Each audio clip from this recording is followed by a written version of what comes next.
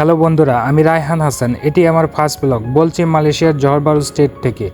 জহর Bahru বা JB city মালয়েশিয়ার অত্যন্ত গুরুত্বপূর্ণ একটি শহর। এই শহরটির নামকরণ করা হয়েছে আরবি শব্দ জহর অর্থাৎ রত্ন এবং মালয় শব্দ বারু অর্থাৎ নতুন। নতুন রত্নের এই শহর থেকেই সিঙ্গাপুর দেখতে যাব। ততক্ষণ আমাদের সাথেই থাকুন।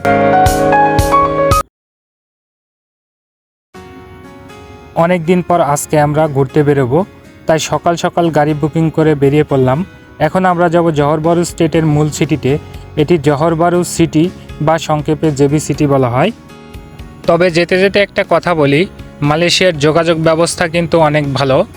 আপনি এদেশের যেখানেই বাড়ি করেন না কেন, আপনার বাড়ি পর্যন্ত কিন্তু রাস্তা পাকা করে দেবে সরকারের থেকেই।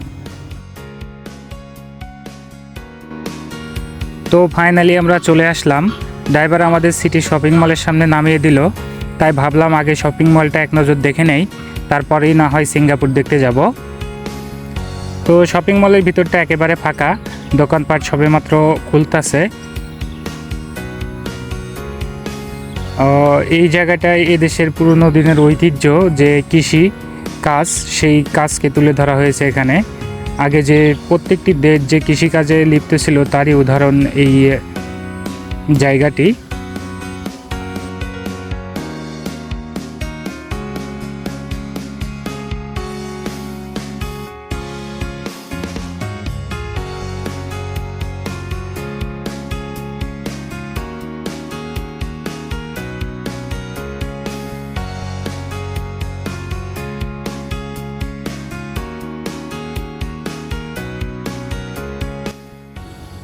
তো ফাইনালি আমরা সিঙ্গাপুর বর্ডারে চলে আসলাম। এখানে এসে বোঝার উপায় নাই যে এটা একটা বর্ডার, কারণ দুটি দেশের ভিতরে এখানে নেই কোনো কাঁটাতারের বেড়া বা বাউন্ডারি ওয়াল। জাস্ট একটা নদী বা প্রণালী দুটি দেশকে আলাদা করেছে।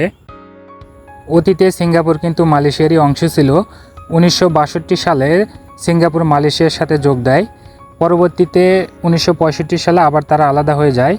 এই দুটি দেশ আলাদা হওয়ার পিছনে কিন্তু মালয়েশিয়ারই হাত ছিল।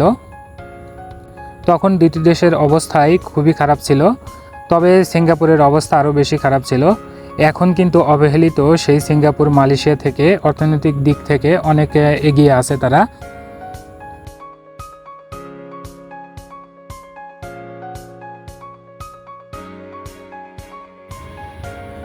সামনে যে বিশাল বিশাল ভবন বা অট্টালিকাগুলো দেখতেছেন, এগুলো কিন্তু মালয়েশিয়ার ভিতরে। আর এদিকে যে রাস্তাটি দেখতেছেন, এটি সিঙ্গাপুর মালয়েশিয়ার কজওয়ে। এই রাস্তাটাই কিন্তু দুটি দেশের যোগাযোগ মাধ্যমকে অটুট রেখেছে। নদীর ওই পার আধুনিক স্থাপত্য শিল্পে গড়া এই বিল্ডিংগুলো কিন্তু সিঙ্গাপুরের।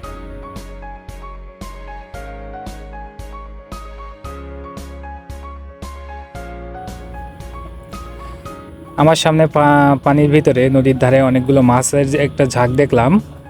তো এসে ভিডিও করতে নিয়ে দেখি আর মাছগুলো দেখা যাচ্ছে না, পানির নিচে অনেক গভীরে চলে গেছে। অল্প অল্প দেখা যাচ্ছে খালি চোখে, কিন্তু ভিডিওতে আসতেছে না। তবে এখানে একটা কাকলা মাছ দেখা যাইতেছে, ছোট, এই যে অল্প অল্প বোঝা যাচ্ছে একটু। এখানে আর বেশি দেরি করব না, তবে যেটা একটা কথা বলি, আজ থেকে 4 দশক আগেও এই অঞ্চলের অবস্থা কিন্তু এমন ছিল না। এখানকার অধিকাংশ মানুষজন এই নদীতে মাছ ধরে তাদের জীবিকা নির্বাহ করত। নদীর দুপাশে যে আধুনিকতার ছোঁয়া, এগুলো কিছুই ছিল না। পুরনো এই ছবিগুলো তারই প্রমাণ। দেখুন এখানে মালয়েশিয়ার রাস্তাঘাটগুলো কতটা বিজি। এখানে রাস্তা পার হওয়ার জন্য দাঁড়িয়েছি, তো একের পর এক গাড়ি শুধু আসতেছে।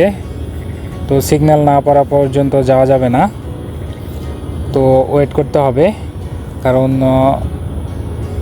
এটা নির্দিষ্ট টাইম পর পর সিগন্যাল পড়ে। সিগন্যাল পড়লেই রাস্তা পার হতে হবে। তো বন্ধুরা, ভিডিওটি ভালো লাগলে অবশ্যই লাইক, কমেন্ট, সাবস্ক্রাইব করবেন। এটি আমার প্রথম ভিডিও। যদি ভালো লাগে অবশ্যই পাশে থাকবেন, যাতে আপনাদের জন্য আরও সুন্দর করে ভিডিও বানাতে পারি।